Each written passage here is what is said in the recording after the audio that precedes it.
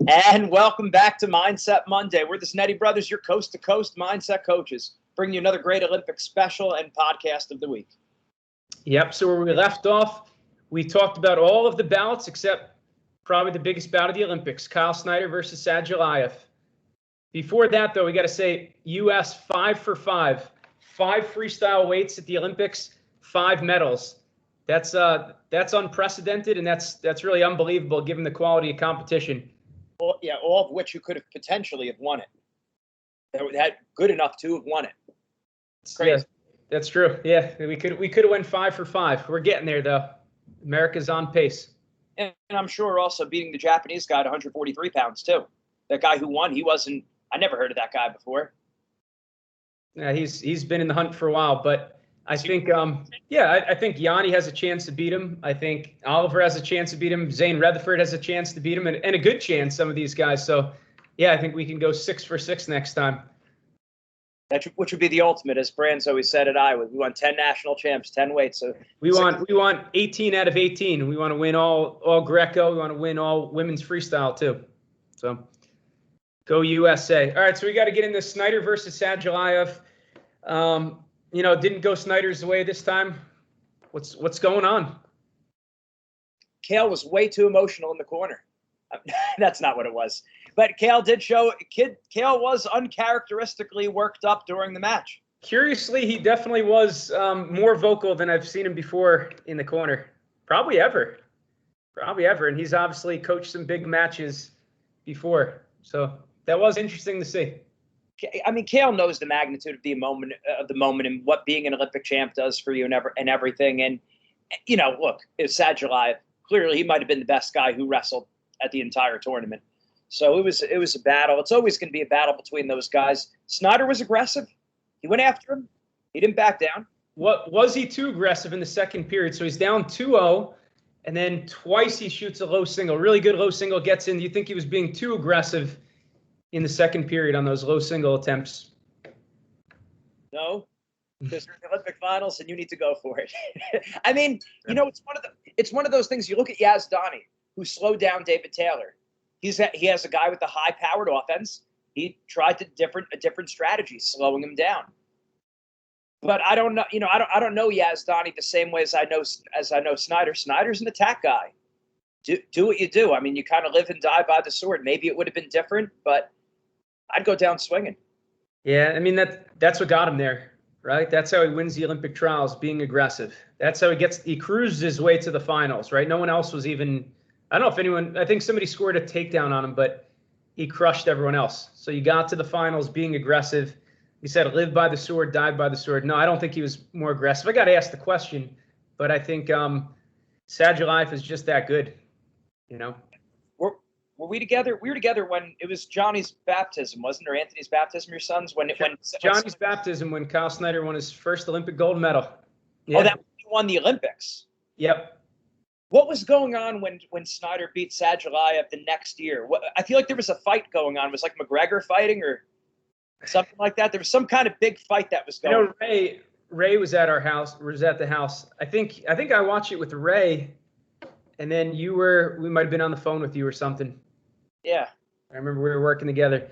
Those guys, they've had some battles, and I hope that they have a lot more. So the other thing is, the World Championships is going to go on this year. There's going to be a World Championship.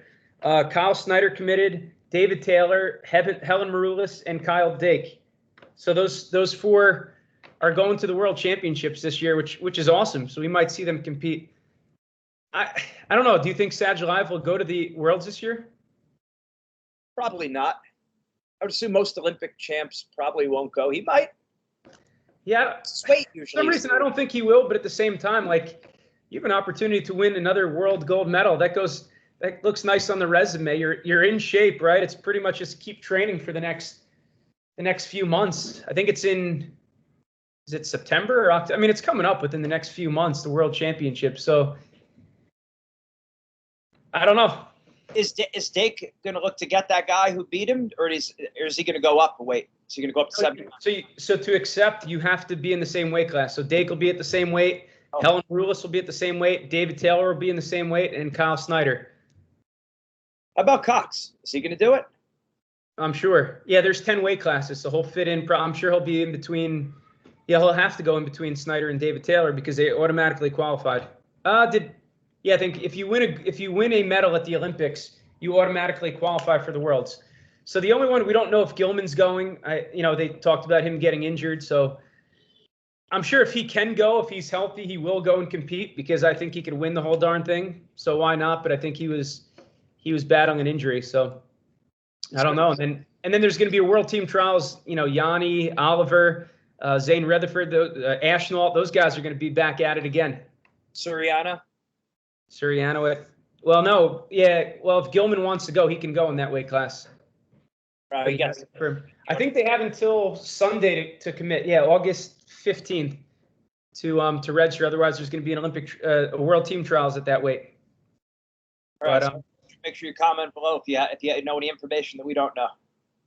Yep. So back to the point, being can you be too aggressive? Obviously, you can be too aggressive, but I don't think he was. He was in on 2 quality shots, and Sadualev is just a master when it comes to, really offense and defense. He's just a great freestyle wrestler. He's about the total package, and again, that's what got him there. So, you got to go hard with it.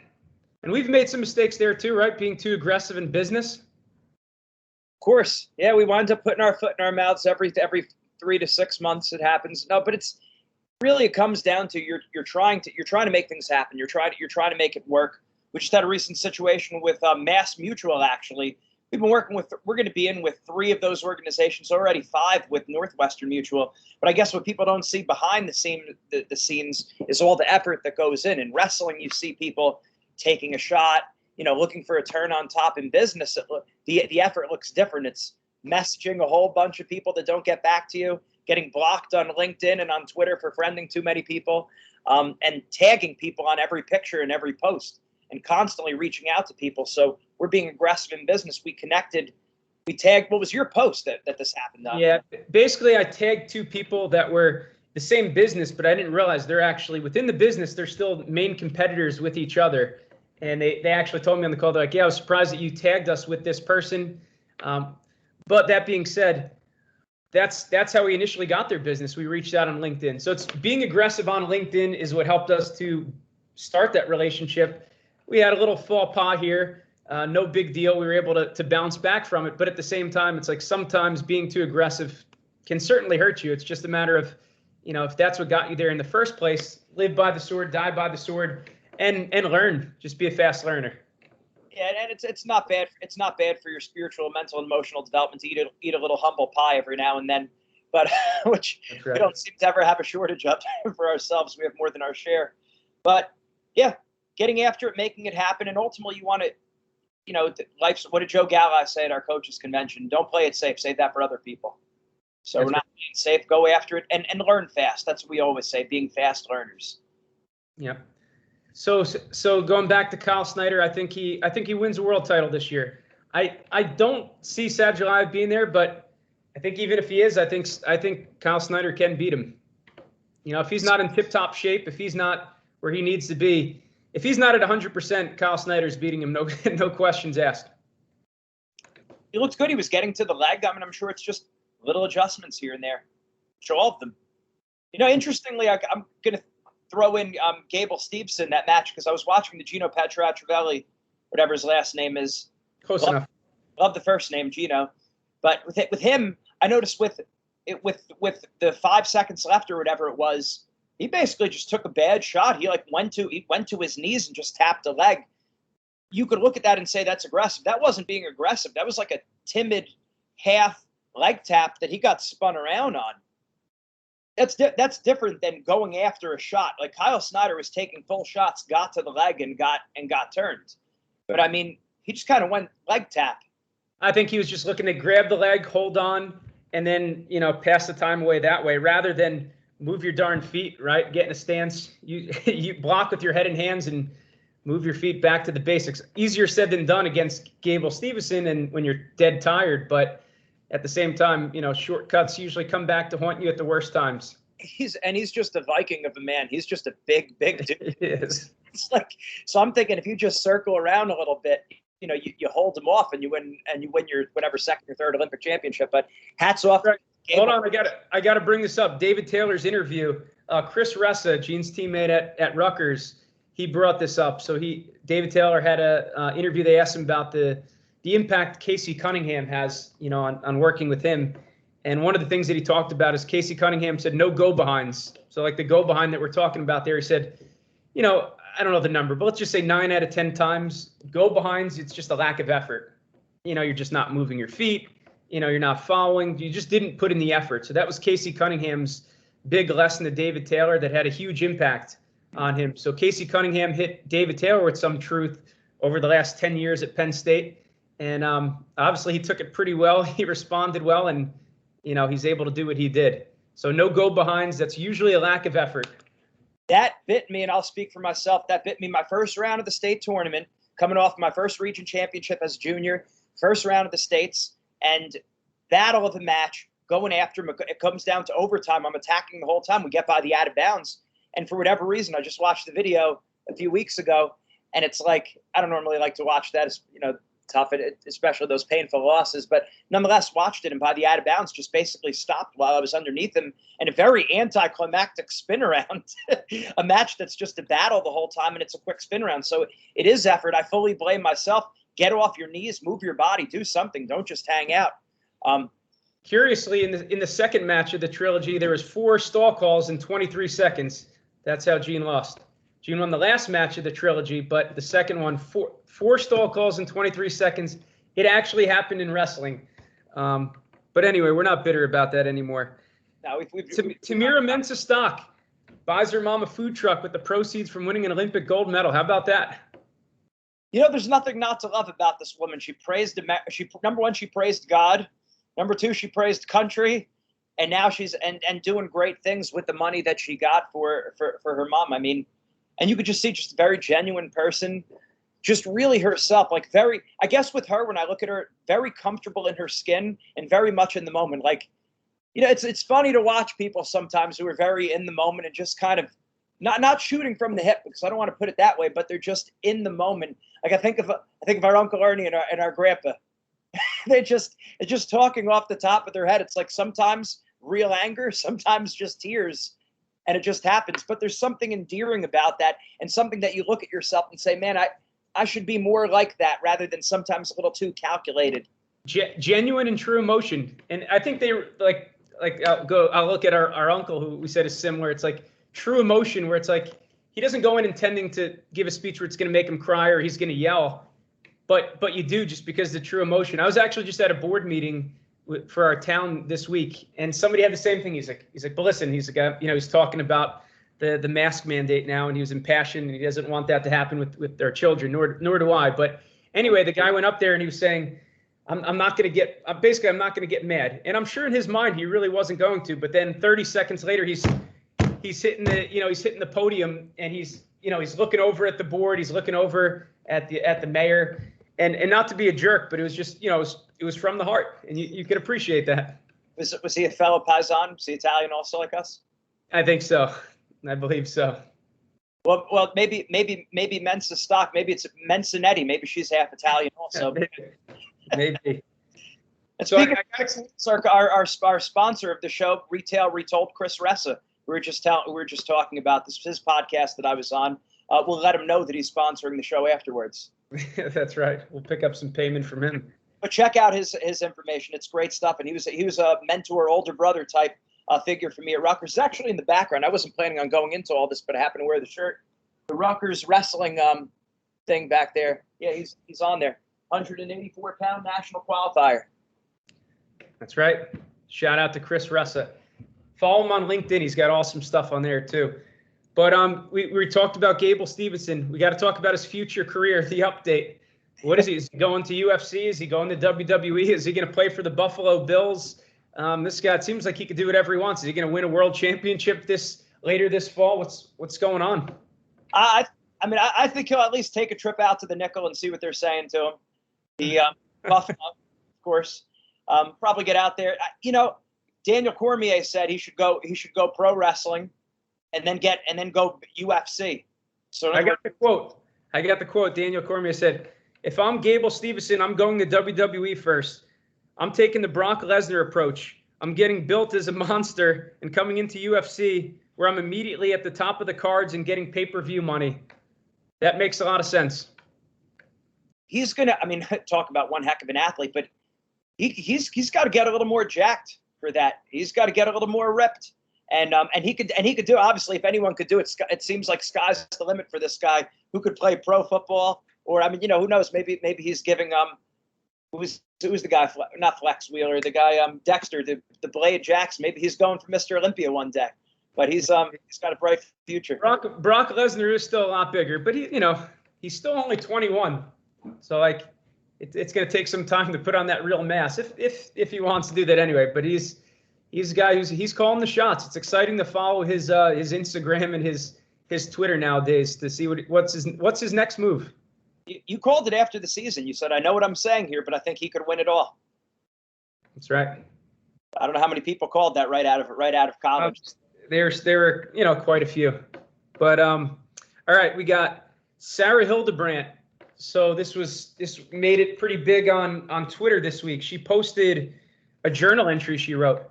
So first of all, I remember Gene did a podcast with Terry Brands. This is a few years ago. Remember that? Who ran that show? What was the name of that show? Yeah, with John McGovern and also not Sammy Henson. Not Sammy Henson. A tough guy like him. Joe Warren? Dennis Hall. Dennis Hall. Yeah, right. Three intense people, right? They are. Right. Yeah, I would kind of pair them together. But on that podcast, Terry Brand said, we talked about journaling and writing things down. And Terry Brand said, he's like, there's no question about it. The best wrestlers are journaling. So Sarah Hildebrandt, one of the best wrestlers, bronze medalist. Obviously, she could have been a gold medalist this year. She's journaling, and she actually posted. It takes some, it takes some humility to be vulnerable like that and post your journal entry. So her last journal entry before, I don't know if it was her last journal entry, but July 28th, 2021, she posted this public on Twitter. So hopefully she doesn't mind us talking about it a little bit. But I'm just gonna read a couple things that she said, and then we'll talk about that. So I'm excited to head that way, but glad I have a few extra days up here in the mountains with my established routine. I know once I get to Tokyo, I'm going to elevate every emotion even more. I'm ready for it. I'm excited. I'm so excited to do this. And by this, I mean wrestle. To go out there and just give it my all. That is what I'm excited for. So that's mindset principle number one. Doesn't sound like a nerves as much as it is just genuine excitement and gratitude to wrestle. She was taking mindset real serious. I remember even when I was over there at the Olympic Training Center, she was there, if I recall correctly, front and center, and saying really good words about everything when me and Mike Moore were out there at the training center. So she was thinking about her mindset. That was something that was important to her, which, with any kind of group you have, there's always a mixed bag. There's always some people who are just pulling it off. Yeah, I don't need this. And then there's some people who are really dialed in. Well, you can see she's a person who is really dialed in and has been for quite some time now. I should mention, too, we worked with her brother at Central Michigan, right? We worked with their team for a number of years. So that's probably something that, he's been a part of that, at least at the team level for several years at Central Michigan. But to prove it, I'll read the next line. Today, I met with one of my sports psychologists, one of them, which means she's working with multiple people on her mindset. And he said to commit to the way I want the experience to be. What do I want it to be? I want it to be fun. Think back to Cael Sanderson and all the guys from Penn State. And Adeline Gray and Tamyra Mensah-Stock, the entire team. I want to be proud of the effort that I give. And that's just such a theme for USA Wrestling now. I think you look at the people that wrestled in the Olympics, and they just, not that they didn't always love to compete, but now they're talking about it much more openly. How they're having fun. It's not a taboo anymore. You can have fun and wrestle. It doesn't just have to be I put on a mean mug face and wrestle. You can enjoy doing it. Right. Sorry. The interviews are great because that's where you learn. Our dad was real big on that. After the games or any kind of competition that we'd watch, whether it be the World Series, Olympics, we'd start talking and everything. Figure the game's over, and he'd say, "Shh, listen," and that's where we learned a lot of it. I'd say our mindset was, yeah, sure, my sports psychology background in school, obviously Tony Robbins, Dr. Gilbert Success Hotline, our own personal experience competing at a high level, but also listening to the interviews of great athletes. You get a glimpse into their mindset. That's right. All right, another quote here in her journal entry. I know I want to win, but I don't want winning to be defined by one obvious definition. I want winning to morph into something that isn't only possible from an analytical definition, for it to become something more entirely unique to me. I want winning to be a process, to be emotions and effort and gratitude and family and teammates. I want it to be the best version of myself. So it's just, she's redefining winning and losing, right? It's not just about, do I get my hand raised? And that's one of the lessons that we talk about in our program. We actually have our athletes in, I'll pull it up in a second, but how do you really define winning? How do you define losing? Because it can't just be, I got my hand raised or not, or that'll only go so far. So she's looking at it as a process. I'll pull it up. We literally did this. I literally did this exercise like 2 days ago with one of the businesses we're working with, DMD, Adam Derengowski, who beat Louis Roselli. And who did he beat in that tournament? Well, he's the only guy to beat Sammy Henson twice. We work with his business. He beat Sammy Henson. He beat Lou Roselli. Man, he had a heck of a tournament. Eric Aiken. Yeah, third in the NCAAs. Well, we work with his business now, training his sales team, and that's exactly what we worked on. They love the exercise. So it's amazing how these lessons go every bit as well for the people in the Olympics and the people who are chasing $1 million accounts. Yep. Here we go. What number is it? Redefining success and failure. Do you remember? Yep. On the old wrestling mindset worksheets. I was looking at the sales curriculum, so it could be it's probably something different on the sales versus the wrestling. Got a lot of different sports, different topics. So let's say it's somewhere in the curriculum here. It's motivation. It's under motivation. All right, I'm going to pull it up. So under motivation, they're writing down their definition of success and failure. And that's exactly what Sarah Hildebrandt is talking about. It's not just, I win a gold medal, I win a bronze medal. It's got to be beyond that. How do you actually define winning? And she talks about it: gratitude, effort, the process. Yeah, give the lesson here a little bit. And the lesson here would be, so we have these mental links that we form in our life over time. Partially what we've picked up from our family, our friends, our environment, our social media, all that kind of stuff. Here it is right there for people who could see. So basically, if you ask anyone how they did in a competition, they're going to tell you what they placed in the tournament, if they won or if they lost, what their record was, what the score was, all outcome. And what we say is redefine success and failure in terms of the predator mindset, right? Which is factors in your control, your preparation, your lifestyle, your effort, your attitude, aggressiveness. Redefine success and failure in terms of that, because you have direct control over it, rather than making success and failure all about the outcome. And that's what Sarah Hildebrandt's saying right there. So this would be a lesson to develop that, which he's done over time. Yep. And then we also do the same thing. Exercise 2 of that same lesson is, what is your view on mistakes and errors? Right? We talked about that a little bit before. It's like, oh, I made a mistake. We shouldn't have tagged this guy on LinkedIn. Maybe he shouldn't have shot that second low single. But how do you actually, define mistakes, right? That's why I'm looking at Gene's mindset principles over there. Mine are on this side. You can't see them.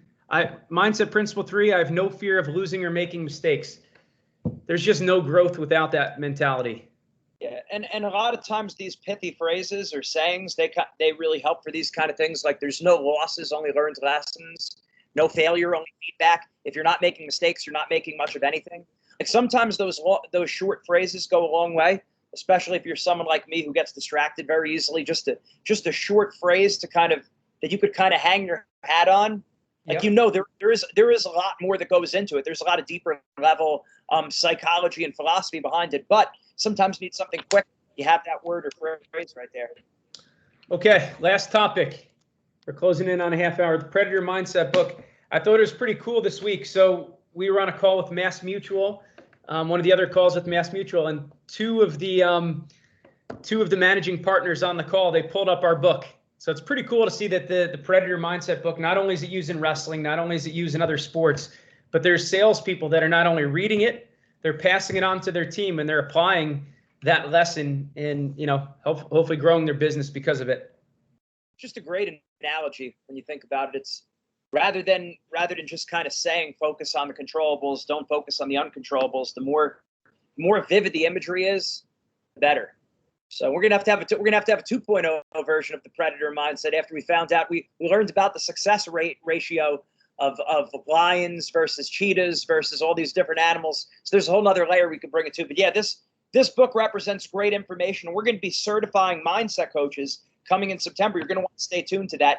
Definitely get the book because the book has 10 of our best lessons. But I'm going to personally, anyone who does our certification, this wasn't meant to be a testimonial for that. We'll talk about this more later, but I'm going to take you through those 10 lessons and how you would take a kid through those 10 lessons. But it's just awesome. Yeah, stay tuned. We're going to start. We don't have a date for that yet, but it's coming soon. Probably in September or early October, we're going to do a certification for wrestling and winning mindset coaches. Stay tuned and get the book for sure. There's another guy actually just wrote on LinkedIn. He's like from Stryker, one of the top medical device companies in the world, if not the #1 company. And you know, he's just like, I read your book. I'm applying it. It's helping me as a sales rep. It's helping me personally. So professionally, personally, and in sports, you know, it's something that can make a big difference. Yeah, get the book. We'll put the link below for sure. And it's short, so it's something you will be able to knock out in like 2 days, as opposed to sometimes, you know, I thought about, do I write the great American novel? It's like, well, no, let's just pump something up out there that people could digest in 1 or 2 days and start implementing. So make sure you grab it. Let's finish it with a quote. What do we got? The team that makes the most mistakes usually wins. The athlete who makes the most mistakes usually wins. That's from John Wooden. He didn't want his team to make mistakes, but he understood that if you're not making mistakes, you're not making much of anything. Maybe that's the quote at the end. But it's all behind going after it and going for it, not holding back, pulling the trigger. Err on the side of being gutsy. And don't count the days, make the days count. All right, let's finish it with, as always, mindset makes the difference. Take care. See you next week.